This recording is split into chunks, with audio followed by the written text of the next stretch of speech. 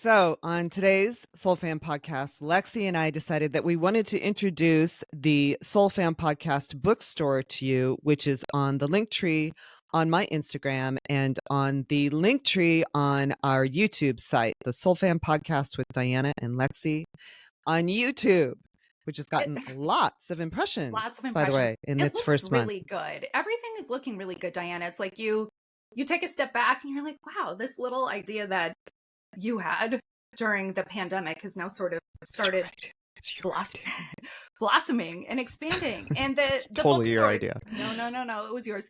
The bookstore / book club, it looks so good. I think it's really easy to use. For me, I'm a visual person, so being able to see the covers of the books and then click on them, that's super helpful. And it's interesting because we've had a lot of guests and they've had so many phenomenal recommendations. Some are authors themselves. And it's nice to be able to sort of consolidate most of them. I would say we've got like 60% of them, and we'll get them all up there eventually. But it's nice to be able to even go back to some of the books that had been referred, that have been recommended to us that maybe we didn't even get a chance to read. Yeah, I feel that way. I mean, we've had JP Oliveira, who was on our show way back in 2023 in the spring, who's a psychologist who also works with spirituality in his practice, recommended some great books, and we'll get to that. And then also Jonathan Trowan, who was just on the show, gave us a great list of books also that really helped serve as a foundation, I think, for his initial growth in working in consciousness and spirituality and self-love, which is what Jonathan's all about. So, and I know there's more. I mean, there's people at 22 Teachings who have a lot of book recommendations. And then we have some more recent authors. We have some authors from way back that, I think their work still stands up. So We'll get to it. Lexi's going to do a little read today because we feel like the energy is really super weird. The energy is really super weird today. Okay, so we'll do some divination. Just tell me when to stop. I'm sort of shuffling in my hands. I'm going to do a 3-card pull. So tell me when to stop the first time. Okay, that sounds great. Okay, do you want me to stop? Okay. No. Yeah. Stop. Okay. Oh, interesting. Okay. This is like as close as we get to Vegas. 7 of Cups, which is a very Vegas card. It's like you don't know. It's a surprise. Are you going to go for the known cup? Or are you going to go for the unknown cup? It definitely has weird Vegas gamble energy. Okay, so our first card is the 7 of Cups. All right, tell me when to stop once again. Oh, well, I had this one in my hand. Okay, now we've got Ace of Cups reversed. Do you read reversals, Diana? No, I turn everything right side up. Okay, let's do that then. Okay, so Ace of Cups, that's great. This is something new. This is a really beautiful card. Ace of Cups, right side up, is new beginnings. It's that happiest card. It's sort of like the healing and expansion I think a lot of us in this community have been talking about. I think it's a new start. I think it's something we have to look forward to after we can sort of get out of some of this weird, uncomfortable energy, which is going to happen soon. So keep your heads up, everyone. There's some beautiful beginning around the corner. Funny, we got both of those cards that you can choose one or the other on the 7 of Cups. And then this was upside down, but we put it right side up. So it's like we're at this brink. We're at this intersection of choices. You either go forward with the new or stuck in the old. Exactly. And that's been a huge theme, I think, for so many of us. I don't know. I don't know. No, that's exactly I'm not a tarot reader. I just know what I'm going through. You absolutely are. And I think those are a lot of the themes that I've been seeing in some of the readers on Instagram and people that I know and astrologers and everything. Okay. So for the last card, tell me when to stop. Well, I think it's this one on top. Ooh, Wheel of Fortune. Cool. Well, that's hopeful. It is hopeful. The Wheel of Fortune, which is, of course, isn't it ruled by the planet Jupiter, the planet of luck and expansion, I think. my take, and this is obviously the most vaguest card you could possibly get, because, the wheel of karma spins both ways. Sometimes it spins in your favor, sometimes it spins not in your favor.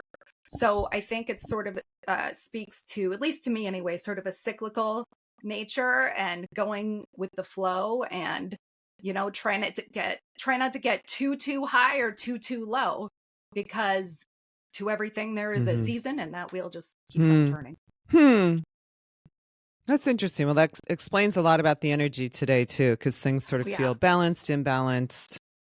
Weird. I'm sort of falling over myself today. I forget what time it is. I know. I literally tripped over a light, and I don't know why. We should see what the astrology is doing today. Let's look at time passages really fast. Okay. Ooh, fun. Let's see the astrology today. Okay. So the sun is still in Aries. The moon is in Gemini, enters Cancer tomorrow morning. Okay. So I think sort of the scattered, lots of things going on energy is absolutely moon in Gemini, because Gemini is the fastest sign. Gemini is Mercury. Gemini is the communicator. Gemini is emails and conversations and ideas and swiftness, and very much we're in our heads. So we're sort of, the moon moves signs every 2.5 days or so. We're going into Cancer tomorrow morning, and Cancer is that really sensitive energy. So if we're feeling a little bit vulnerable or a little bit sensitive, a little bit like we just want to be home, it's rainy today here in LA, like I just want to be in my blankets and I've got all these ideas, but I also just kind of want to retreat into my sanctuary. That's kind of how I look at what the moon is doing. Yeah, I guess that explains it for now. Well, okay. So then that makes sense that we're doing the bookstore book club today. Yes. Because isn't it great to retreat with a book? It is great to retreat with a book. Do you want to start? We both have so many books. Do you want to start with one of your favorites, or just one you want to talk about? Sure. Let's talk about, so just so everybody knows, we got recommendations. A few of these are ours, but a lot of these hopefully are going to be yours. And we'd love to hear more from all of you about what books you recommend.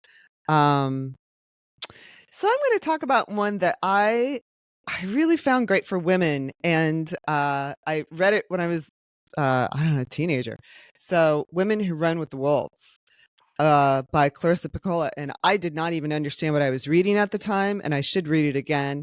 But I have to say it really was an empowering book. It gave me a sense of my earthy empowerment and how women have gathered through ritual and through circle and through different sorts of community gatherings for many, many years, for many, many centuries, and how that really empowers us as women, both individually and as a community. And I found that it really fed my rebel spirit as well. I should read it again. It's about that time. I think you can. I know you can read it. Really, have you read that, Lexi? I do. I have it. I have Women Who Run with the Wolves. And I just remember during really intense times in my life going in and highlighting chapters and taking notes. And to me, it was a very intense read because so much of it rang true. And, the author, she just really cuts right to it, and you just need to be ready, I think, and in that place to sort of have those feelings and think those thoughts. And it's one of my favorite books of all time. And I haven't read it in about 5 or 6 years either. So it's about that time again for me too. Interesting. Yeah. Okay, so what do you love? What's your next love? Oh, man. Gosh, there's just so many. All right, well, okay, I'm going to go to sort of a more modern poet. This is Freedom, Medicine Words for Your Brave Revolution by Jaya John. Oh, and he's phenomenal. He's got a really interesting background. but he's probably one of the most just beautiful, humble poets that I've been able to sort of follow on Instagram, who's, still alive and isn't somebody like Mhm. Rumi or Khalil Gibran, somebody who wasn't alive hundreds of years ago. Jaya John, he's got his own podcast. He does events. He's got another book that a lot of people might know called Daughter, Drink This Water. And what the water is it's little pieces of hope. There are these little tiny passages and poems that kind of make you feel better. Not to sound cheesy, because it is not chicken soup for the soul, but it sort of serves that purpose. If you just need to read a little something to feel good, Jaya John is phenomenal. And he does events around the LA area. He does events online. So this one was one of my favorite modern books. Cool. Yeah, I agree with that. I mean, I read some of his stuff from time to time. I think it gives some interesting perspective, and I don't always need a dose of feel good, but I often need a dose of perspective. So that's true. That's true. Cool. I think you actually turned me on to him. So Yeah, I enjoy he's it. amazing. We'd love to have him. He's really busy. He's got his own podcast. He is absolutely, in his mission doing his thing. So nothing but respect for him. But of course, we'd love to talk to him someday. Okay. Let's see. Next book for you, for me. Why don't we talk about Psychic Warrior? Okay. That David Morehouse, who's been on our show three times. Yeah. Twice. And I just happened to hear from him this morning. So good. there was what people don't realize about remote viewing, which is what David wrote about in Psychic Warrior, as he was part of the CIA remote viewing unit, is that with remote viewing, it is actually something that you can use to help yourself. And David sent me a little note about his rant was that younger generations don't understand how this can be a tool for them. So, and that he wishes they could, or that they could understand the protocols behind it, and how you have to sort of follow that, and how it can be used for good. Yeah. But you read this book first, correct? Well, I listened to Psychic Warrior, which was like his memoir, right? About how he went from serving in the army to being recruited for the Stargate program, and how, very much some of it was like something out of a science fiction movie. They would be in sensory deprivation rooms, which weren't that glamorous or exciting. Sometimes it's just a dark, nondescript janitor's closet. But definitely, there was a unit dedicated to this sort of mental, I don't know if you want to call it astral projection, these psychic scavenger hunts, these remote viewing itself. I think a lot of us, again, understand it as astral projection, but coordinate remote viewing, which is what David's unit did and what he teaches. Coordinate remote viewing, there is a very specific set of protocol that you have to learn. There are ways to track the data so that it's measurable. So I don't have Psychic Warrior in front of me because I listened to it as an audiobook, but I do have remote viewing, this one, the complete user's manual for coordinate remote viewing. So what I love about this is, he's giving you some of the physics behind it, some of the math, some of the science. He's giving you a lot of definitions, so you know what the hell he's talking about. And then he's sort of giving you examples. So you can see here, these are just sort of examples of sessions. These are session notes. So he's got session notes. That's helpful. Yes, he gives you exercises. And the thing about David too is in his book. He's like, yeah, I encourage anyone to contact me, and that's totally cool. And I'd be happy to talk with them. And I remember seeing that, and I was like, okay. A lot of people say that, but they don't mean it. He responded to us within, I don't know. He responded. He was so fantastic and just really wanted to continue the conversation. So I think David is a lot more accessible than people might think. He is busy. He is teaching. He is an author. But if you've ever wondered about remote viewing and how you can learn in a way that's measurable, that you can, actually, you can get a job doing this.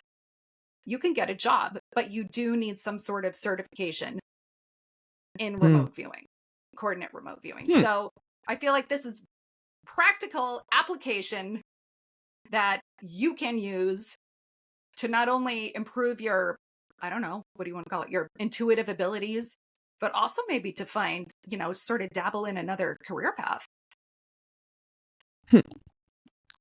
Okay. Might be needing that. I know.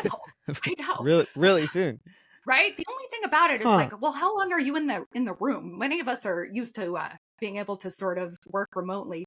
If you're in a room doing coordinate remote viewing, I don't think you can just get up in the middle of a session and go to the grocery store.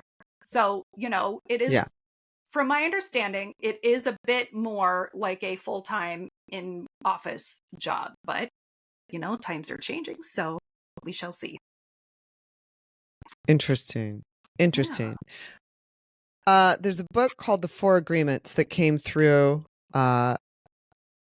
several times, actually. It seems to be a hallmark of all of our work, which was written by Don Miguel Ruiz. And I know that Rebecca Haywood, who was on the show previously, she actually worked with him for many years, and with his son. So the Four Agreements was sort of to keep your word. I have to remember the four. The Four Agreements, what they are. But it seemed to be a hallmark for everyone in understanding what, at least giving us a foundation of understanding our consciousness and really how to treat and respect one another as human beings. So that came through quite often. Yeah. And then the other one, a couple of other ones that came through were Eckhart Tolle's, and I'm going to mispronounce his name. His books were recommended highly by several authors, or several of our experts, by the way. Yeah, those are great too. I definitely have had those books in the past. The Four Agreements, definitely a staple. Eckhart Tolle, I don't know how you say his name. Eckhart Tolle, definitely. There's so many. It just depends. And we thought about categorizing these, but I don't know that it even makes sense to categorize all the book recommendations. Some are how-to, some are memoir, some are recent, fairly recent within this past century, like Don Miguel Ruiz and Eckhart Tolle. And then you have some like The Kabbalion, which who knows when the hell this was written. It might have been this century. But this is, I mean, if you ever wondered about the phrase as above, so below, it's a law of correspondence. Many more of these are in the Kabbalion. Expect a lot of through the looking glass, Alice in Wonderland type stuff. Something can be this way or that way. Yeah. So as above, so below. If you want to get a little more insight into that, the Kabbalion by the Three Initiates. Great place to start. So, Lexi, just so I'm clear, is that religious by chance? Is that from the Jewish tradition? Is it? No, not really. I was trying to count how many times people on our podcast, just completely different guests from different backgrounds, said as above, so below. Nobody used to say that, right? That's part of that. It's no, you just associate it with. They do now. Yeah, but it's a hermetic axiom. It's a hermetic concept that basically, so as above, so below, as within, so without. basically that whatever is going on inside us, we're going to see it reflected back in our environment. We're part of the whole. So if something is going on with the stars or the planets, it can make us feel a certain way. And also, if we have a lot of angst and negativity and we're putting that out there, we probably are going to see that reflected in our own environment at some point. So I don't know if you can call it religious.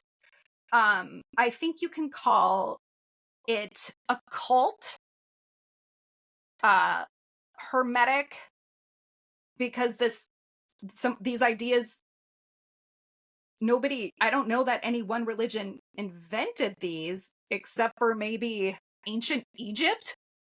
These have been around for thousands of It's years. interesting. Yeah. So I don't think that you could ascribe these ideas to any one religion. No. In fact, you could find correspondences to all of them, I think, or none of them.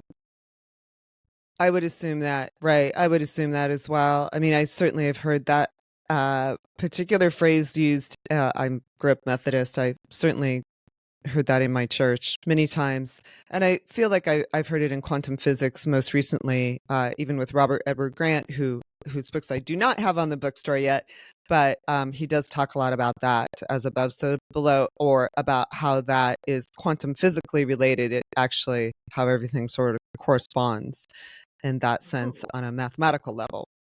Yes. So, let's get really deep here. So, let's get deeper. He sounds amazing. Beyond me. Anything that has to do with numbers, it's way beyond me. No, it's actually not. I know what you're saying, because in David's book, it's quantum physics. It seems like it's going to be overwhelming, but it just proves that, they're basically some of these mystical ideas. They are in fact grounded in science and mathematics. Right. Exactly. So I'm going to skip ahead to a book that was a bit of a Bible for me a few years ago, by Doreen Virtue. Doreen may not appreciate being mentioned on the show. Her viewpoints have changed dramatically since she did a lot of her earlier work. But she wrote a book called The Care and Feeding of Indigo Children. And so I, as you can see, I have little earmarks on everything and little underlinings for things, but it really teaches us, or really makes strong suggestions for understanding indigo children, starseed children, crystal children, and understanding what may be best to help support them on the earthly plane right now, because often they are children who have been diagnosed with autism or Asperger's or have learning challenges. And I say learning challenges basically because it's just they're maybe challenged by the current educational system as it is, maybe not as it will be or could be. But so the book itself gave a lot of recommendations for how to create an environment to support them, how to communicate better, how to be a better parent, how to understand. And many of us are indigo children ourselves, so then it sort of gave me perspective on myself. I'm like, oh, okay, now that all makes sense. And then of course there's the starseed children and the crystal children. And Lexi, as a parent, I know you certainly are super considerate of your own children. I am. And what they have to offer the world. I was just thinking, I really need to reread that book, because I read it as a young person, basically like, this is for me. But going back and reading it as a parent, that's going to be a new experience for me. And the kids, a lot of times they see right through things, and they see people's motivations, and they can sort of step back and identify amazing patterns. And we were living in a society where it was, be seen and not heard, or don't talk back. But I think as as we start to understand that self-advocacy is important for kids and young people, especially kids and young people who are differently abled, I think sort of Mm-hmm. empowering these kids to, don't be afraid of what you're identifying. If you think something was manipulative, let's have you find a way to express that.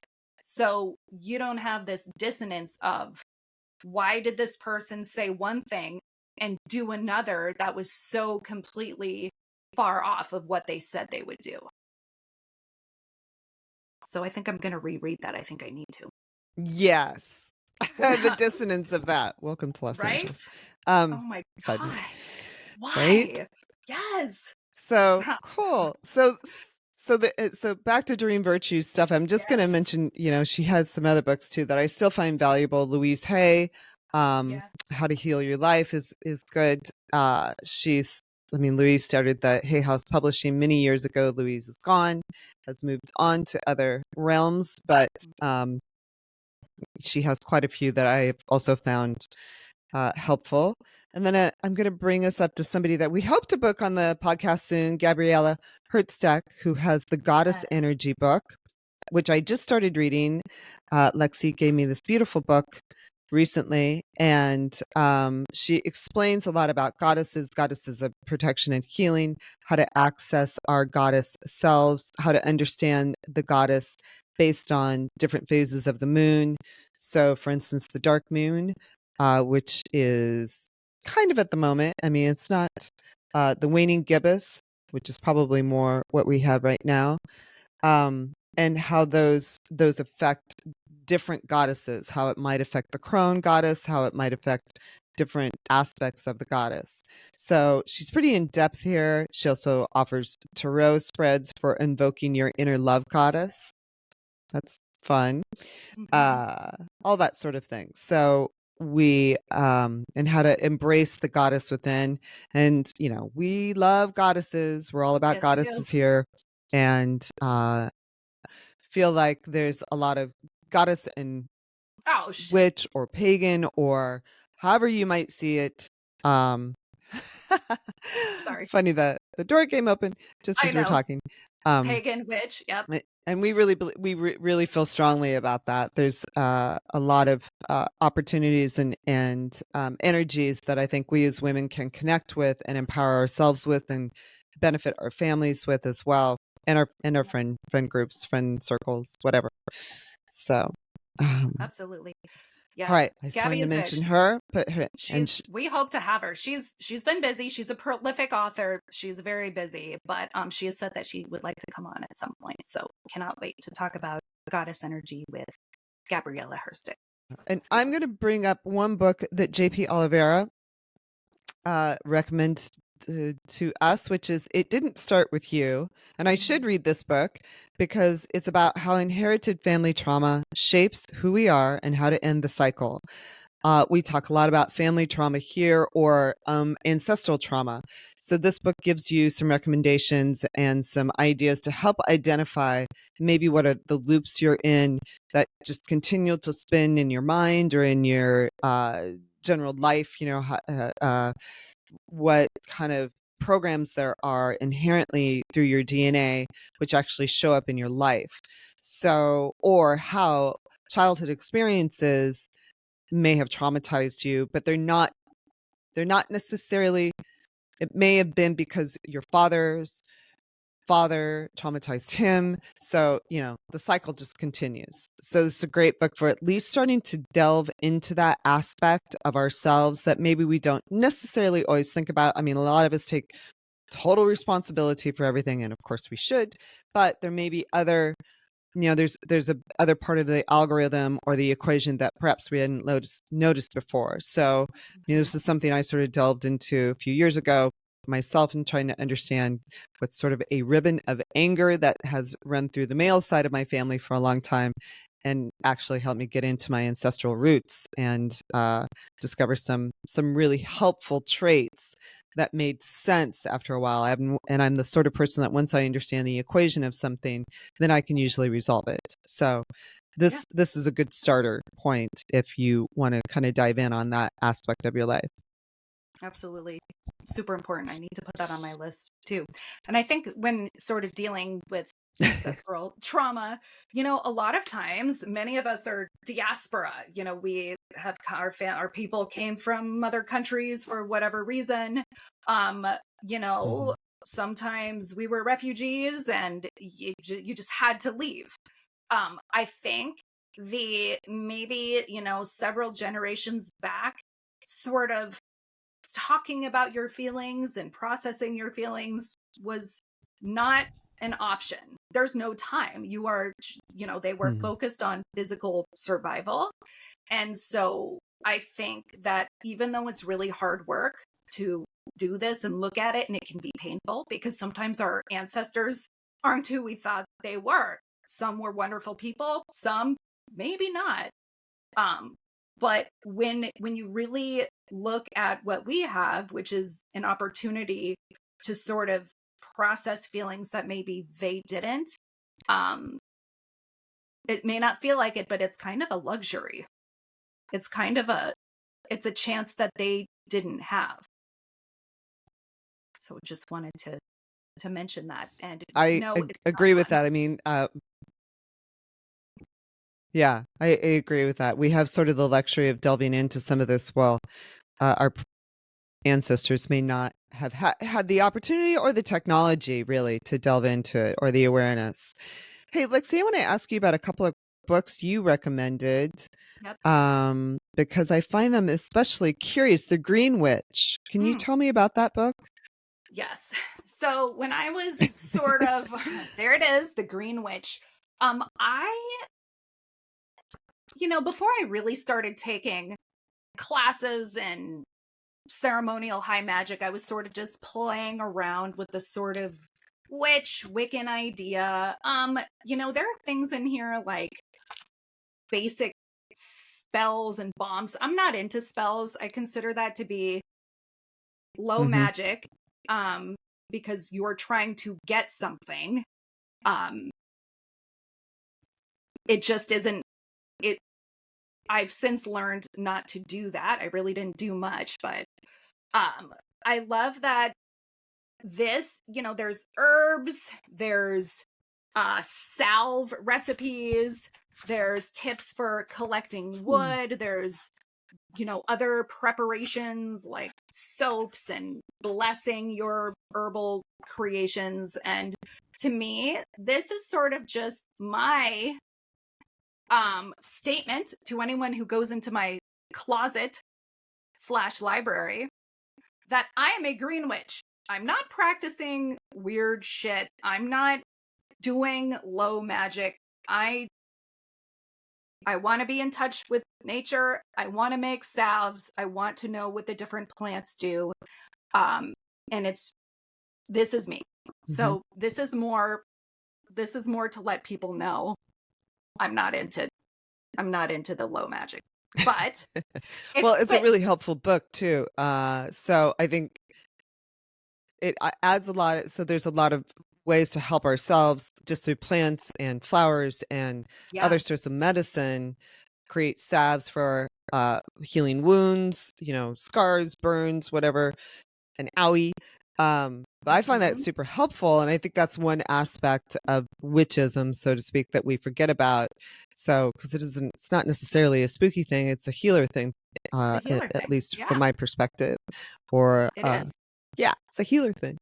It's a healer Um, thing, absolutely. And this is a so safe book that's for cool. I anyone. really wanted to know about that book. Yeah, people who are interested. This is a safe book, sort of like I say, a scented candle is a safe bet at a metaphysical store or rose quartz or something. A a green witch or kitchen witch book is probably a safe bet. You're not going to find any demonic sigils or invocations or weird stuff. This is purely about connecting with the earth, and it's done in a very accessible, beautiful way. And I happen to love the cover of this book and just like the way it looks. And I think it really, to I me, do it too. sort of speaks to a Yeah. part of me. And so it sort of announces to other people and reminds me that this is part of me. Cool. I love that. Thank you. Mm-hmm. Let's look at something else. Is there anything we're missing? I mean, honestly, now that we've started this, I'm like, oh my gosh, we only have 30 books in the bookstore right now. And just so everybody knows, we do get a little tiny percentage of each sale that you buy through our bookstore. So we really appreciate it. It helps keep the podcast going. And there are so many other books. There's so many other books. So many. There's we also have, of course, have the autobiography of a yogi by by the uncle of one of our favorite people, Sujan Datta. So that's also been a hallmark book that everyone recommended about the practice of yoga, which I do fairly regularly to calm the mind and the spirit and to connect ourselves with our higher selves, our body, mind, spirit, our emotional, spiritual, physical, emotional health, and our greater higher selves that we're sort of all our oversouls. And there's certain practices. Obviously, this was written a while ago, but I think it of course still stands up, and it's the Bible for many of us in the spiritual world. So I'm going to mention that, and again, there's so many others. So we really invite you to make suggestions, send some on YouTube. We'll add them to the store. Tell us why you like them. This is just for fun. We're not going to like say, hey, read this book and we're all going to read it together. Just a thought that if you'd like to read it, here's something that's an opportunity that we or somebody else in the community has found helpful. Might be doing that. I just also started reading some books by Kate Northrup, who does some healing with money. And so I'm just going to mention her as an author, and then I'll be posting a couple of her books after I take a deeper gander at them. So that's another one I'm just going to mention at the moment. That sounds amazing. Anything there's else, too many Lexi? books. Yeah, I mean, there's too I don't even know. There's too many, Diana. There's too many. There's too many. No, There's too many. So we hope you'll help us out. I'm going to mention one other thing Lexi and I actually put together. What? You go. What? So we put together something called the SOULFAM Ascension Journey notebook. It's just a notebook.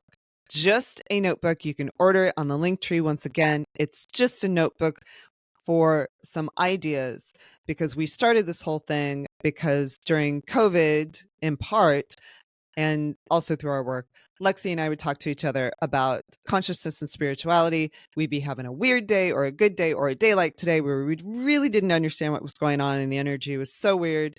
And we kind of had this way of connecting with each other, not even intentional. Well, intentionally. We didn't make an appointment. It would just happen. And so we put together a little ascension journal and it's just questions. Do you have a community to support you through your ascension? Are there books that you can read that you find super helpful? What was your worst fucked up day, and how fucked up was it? Because you're going to have a lot of those when you're going through the ascension process. And write it down. It's always great to refer to, well, that was really screwy, but hey, look how far I've come, and look at how I feel about me now, or what I've done with my community, or how I've given back, or what I've achieved of my dreams, or just how I'm feeling. So we put this together. It's purely an ebook right now. We don't have anything published. It's just an ebook. You can download it and just work through the process yourself. And I'm not even going to say it's a process. It's just kind of a garble of ideas. And we hope it's helpful to you, because it's kind of how we have moved through things. Absolutely. That's all. Yeah. No, it's true. And I'm not an expert. Definitely not an expert. It can't hurt. Many of us, well, maybe I'm just talking about myself. I will not journal. I will not get my thoughts out unless I am forced. or unless I am doing it as part of a book club. And, because there's accountability, and I'm a very competitive person and I want to do a good job. But what you start to realize after you've been journaling or getting your thoughts out in some way is that there's really nothing there that's crazy. What you're starting to see is where maybe you're hurt and where maybe you're proud of yourself, as you mentioned, Diana. Once you can get past those first uncomfortable thoughts that you don't want to deal with, there's some gold under there. There's the juice. And so even though you may not want to write some of this down, give it a chance. Give yourself 2 minutes each day and see what happens. Yeah, I think that's super helpful. I think we also sort of figured, we were like, well, if we're feeling this way, other people must be feeling this way, or maybe they do, maybe they don't. But that was kind of the other thought behind putting together the journal. Sometimes, especially when you're going through ascension, you see things, you feel things, you hear things, as your vibration increases, or as your gifts, you become more aware of your gifts. So sometimes it feels like, well, there's weird things going on in my world. Yeah. What does that mean? Or am I just out of it? Am I just crazy? And you're not. It could be both. So could be both. Could be both. Could be neither. But it's a place to kind of anchor it. It's a place to sort of anchor it through your own writing, through your own little note taking. And as David Morehouse says, what's the word that he uses? It has to be validated. So it's a way to validate what you have, what you're experiencing by writing it. And there's a theory, or perhaps it's science, that when you write things down, it connects the left and right hemisphere of your brain, and that helps it be more tangible to you. Yeah. So that's why we did a notebook. Nothing further. No, it's all up to you how you're going to write your own story. Yeah, absolutely. And the other thing I think worth mentioning is that, yes, many of us are on this ascension journey. Yes, many of us feel enlightened-ish in some way, but I love that quote, before enlightenment, chop wood, carry water. After enlightenment, chop wood, carry water. The work is never done. So you don't run yourself into the ground so that you bleed out and can't function. That's not what it is. But maybe for some of us, enlightenment or ascension is sort of having that veil pulled away from our eyes and seeing some things as they really are. And sometimes it's beautiful, and sometimes it's disturbing, and sometimes it's a little bit of both. But that doesn't mean we're done. We have to keep working on ourselves, whether that's, writing in the SOULFAM Ascension notebook, or going to therapy, going to recovery groups, taking care of yourself, reaching out if you need help. Healing doesn't happen in a bubble. We all kind of had to be in a bubble during the pandemic, which was, again, why we wanted to start this podcast, but we don't have to be in our bubbles anymore. And if we want to continue on this journey, we really don't have to do it alone, and we shouldn't. And that's why we're here. Beautifully said. Wow, Lexi. Okay, that's true. Thanks. It's very true. Yeah. Okay, so shall we wrap this up? I think so. So thanks everybody for listening. Check it out on the Linktree, on YouTube, and then on our Instagrams. And please, as I said, make suggestions. And once again, if we buy the book, get a little bump for that, and it'll help keep us going. So is there an email, Diana? In this together. Do you have a SOULFAM email? Do we have SOULFAM emails? Oh, I mean, they could leave it in the comments, or good point. We actually do have an email. The SOULFAM Podcast at gmail.com. Reach out. The SOULFAM Podcast at gmail.com. Reach out, please. We want to hear from you guys. Okay. Have a blessed weekend.